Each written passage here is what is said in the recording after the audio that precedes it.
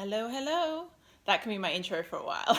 I put to you guys on Snapchat and Instagram story if you had any questions that you would like to ask me and you've wanted to know forever, and I would put it together in a Q&A about me. So let's get started. I am 31. Years young. Is Arrow, which is probably a little bit funny, but if you haven't watched it, it's on Fox 8. I used to love Moulin Rouge. I'm a massive Nicole Kidman fan, and maybe The Proposal, because I love Ryan Reynolds and Sandra Bullock together. So yeah, I'd probably say those two. I have two favorites because I couldn't narrow them down because both have special meanings for me. So the first one, I'll do this one first, is my Chanel boy bag. It's just, look at it. I got it on my honeymoon and I bought it. It was made with my money. No one bought it for me. And it's just heaven. It doesn't come out very often, but oh, look at it. Look at it. It's my favorite. It is my favorite bag. Shoes. So that's a Chanel boy bag. Shoes. Okay. These, and I'm sure the original followers of me on Instagram or my blog or anything would know what these are. They've had a bit of wear and tear and I don't wear them anymore, but my Christian Louboutin wedding shoes. I'll put a picture up there of like me wearing them on my wedding day, but these, look at them. They've had a bit of wear and tear, and I hate that. I'm going to have to get them. Apparently you can get them resold, but these are my favorite shoes ever. I had to hunt them down.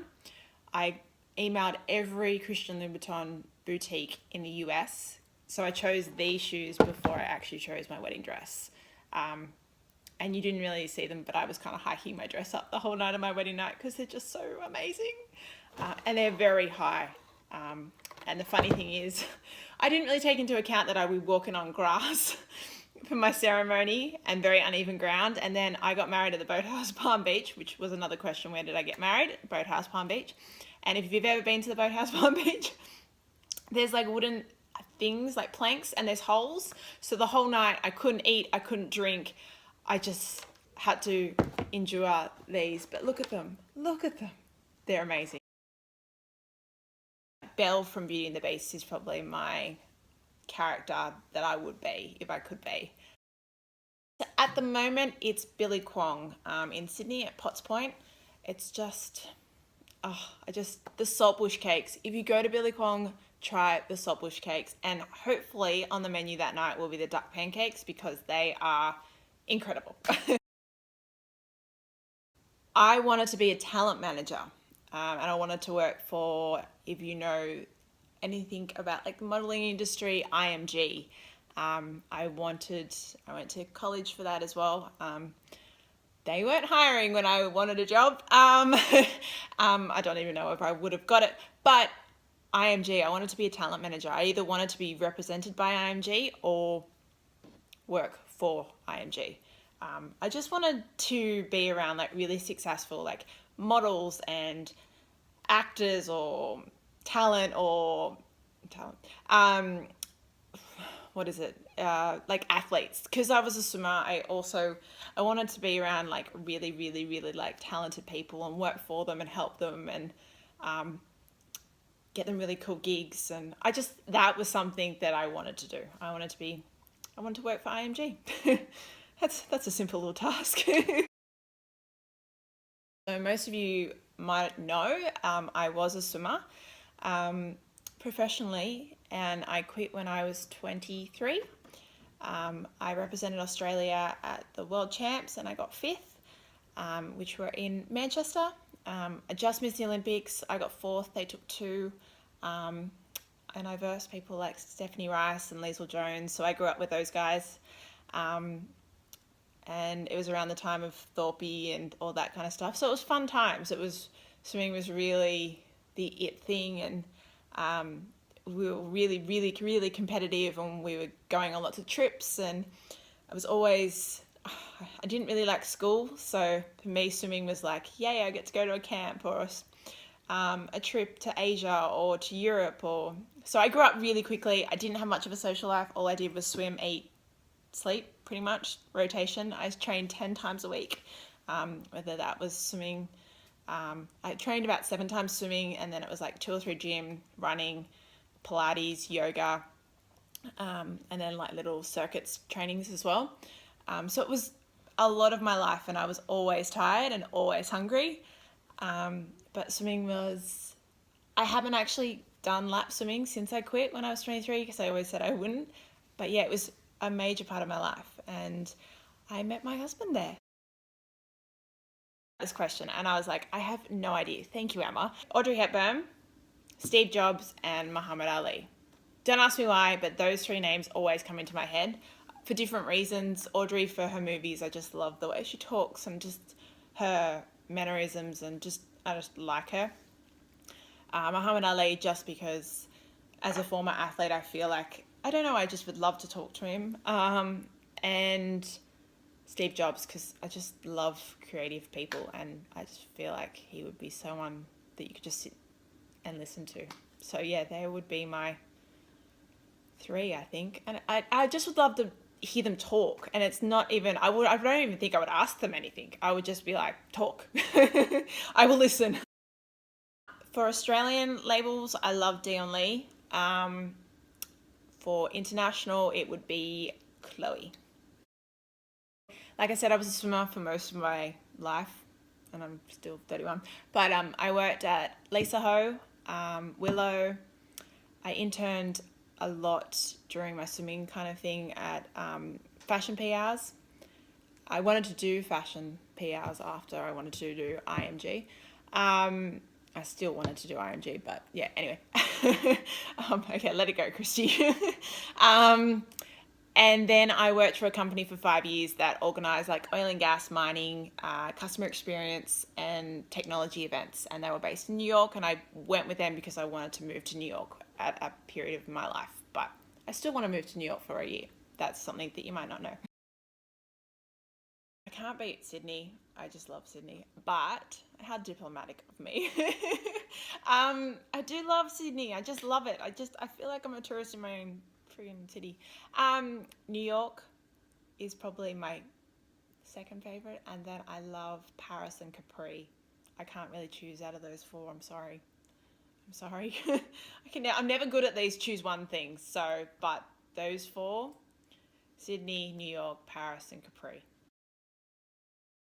We both own a PT studio called Soul Personal Training. I'll link it down below. So he is a PT. I am not a PT. I pretty much just do admin. I'm the admin girl. At swimming, he was 18. I was 21. Yes, I'm 3 years older than him. Yeah, we met at swimming. New York, it's minus 15, snow-covered Central Park. Yes, it was probably very cliche, but it's still to this day one of my favorite days ever. It's just, everything just was perfect. We had previously, a couple of years ago, gone to New York, so this was our second time together. I've been to New York 7 times, I think, but this is my second time with him. But the first time we went to, there's this massive, I think it's Jacqueline Kennedy and Nassau Lake. It's the massive one in the middle of it. And it was just it's just such a beautiful place. And we wanted to go back and see it frozen over, because the time before it wasn't. And so we wanted to make it there, but it was quite like, we were slipping and sliding, and it was quite hard to get to. And I was kind of bitching the whole way as I did. I was like, I'm cold. I just want to go get a chocolate. Do we have to do this today? I was like, and I think back and go, oh God, you bitch. But yeah, so, and then I'm trying to look for fishes in the frozen lake, as you do. I think I was also jet lagged, and he was saying some really amazing things, and he gets really bad jet lag, and I was like, oh God, he's really jet lagged. Like, it was 3 days in, and I was like, yep, it's hit him today, that's it. And he was getting quite emotional, and I'm like, oh, that's really nice, let's find fishes. As you do. And he gets down on his knee, and I'm like, no, you don't feel all the pressure, because I felt like we'd been together nearly 6, 7 years. And I think I felt like he thought everyone was like wanting to do it in New York. And I was like, no. He goes, no, I asked your mum and dad. I was like, oh, okay, you can do it now. Like, because he'd asked my mum and dad, it was all real. But yeah, so he asked me, he didn't buy the ring because another thing you might not know about me is I'm absolute snoop. So I open my Christmas presents, then rewrap them. And then so I know I've been doing it since I was a kid. My mum still does it. My mum does it. Like, it's not, we were doing it for my mum, like my whole family does it. Well, my dad doesn't and my brother doesn't, but my sister and my mum do it all the time. It's a thing we do. It spoils surprises completely. So he didn't buy the ring. So we got in a yellow cab that smelled horrible. And we went to Tiffany & Co. And he told the lady the budget, and she laid down all the rings and I picked it. And that was the story. And then I sent a photo to my mum and my sister, but my mum was up, obviously because she was in New York, and it was a Tiffany champagne because I was shaking so much. Like, it's such an overwhelming thing and I just didn't expect it. That was the best thing. And it had Tiffany, and my mum's response was, is there a bar in Tiffany? And I'm like, oh my God. She was like, well, I didn't know if you'd just gone in there. And I was like, so I had to come back 4 hours later, and my mum and dad got to come with me, and like him put the ring on me in there. It was really romantic, and I'm going to stop talking because it sounds really cliche, but it was such a beautiful moment. Probably have, this is a really hard question because he embarrasses himself more than I do, because he's really clumsy. I've probably just farted because I don't like to fart in front of him. So I've probably only ever done it twice. And it happened when our second year of moving out together. And it was kind of just sitting on the couch and everything was quiet. That was probably the most embarrassing thing. I really haven't done that many things. Like for him, if you've ever been to Homebush Pool during, they had this corridor where for the Sydney Olympics, there's like day 1 and what happened on day 1 in the Sydney Olympics, and then day 2, and it goes all the way up to 7. And they're massive numbers. So like that's the wall, and the numbers come out to like about here. And then they've got what happened on those days. And we were at a swim meet one time and I was at the start of the corridor and he was at the end of the corridor, and I saw him and I was kind of like this giddy little girl. Anyway, I was like, hey Shane, like yelled it down the corridor, and he pretended that he didn't hear me, and there was all these people behind me, and so it looked like I was talking to myself. And he got to number 6 and he ran straight into it. Like I swear he was concussed. Like that's how much he tried to ignore me and just completely backfired. But he falls all the time, so it's quite funny. But he would probably say that everything I do is like I'm quite embarrassing or funny or weird, but I don't know. I really haven't done that many embarrassing things in front of him.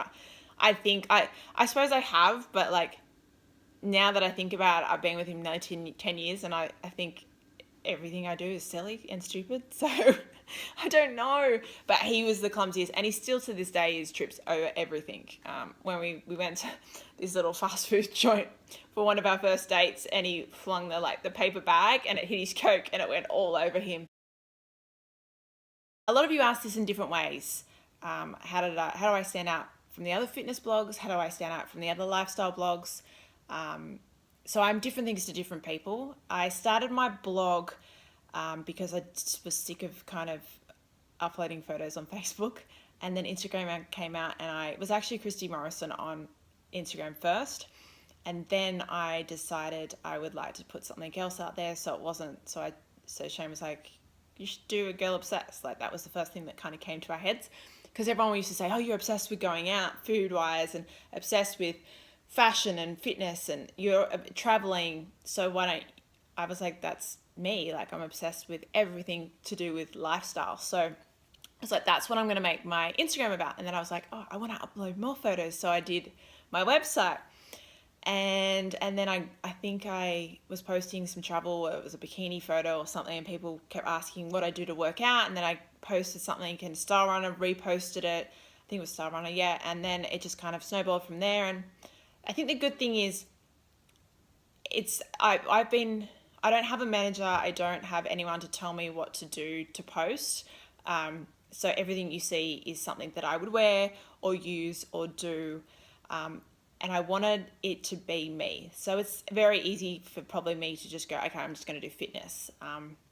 Because I own a PT studio. I'm in it every day. But I work out to feel good in the clothes I am in. so that when I go traveling, I can eat what I want.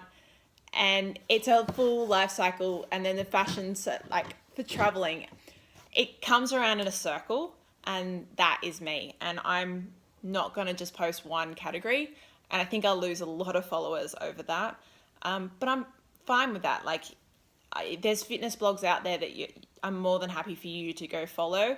I don't actually follow any because it's not something that I'm interested in. Yes, I work out, but I'm more interested in travel and interiors and restaurants and fashion. So I love sharing every bit of my journey of growing up with you guys, and also how I work out, how I eat, what I do with Shane, what I do with my family. And that's what I hope to grow this Instagram and website and brand. Maybe a shop coming soon with A Girl Obsessed products. But yeah, I'm working on some amazing things, and it might not be fitness related, and it really excites me that it could be as well. Like, but yeah, it's how you stand out.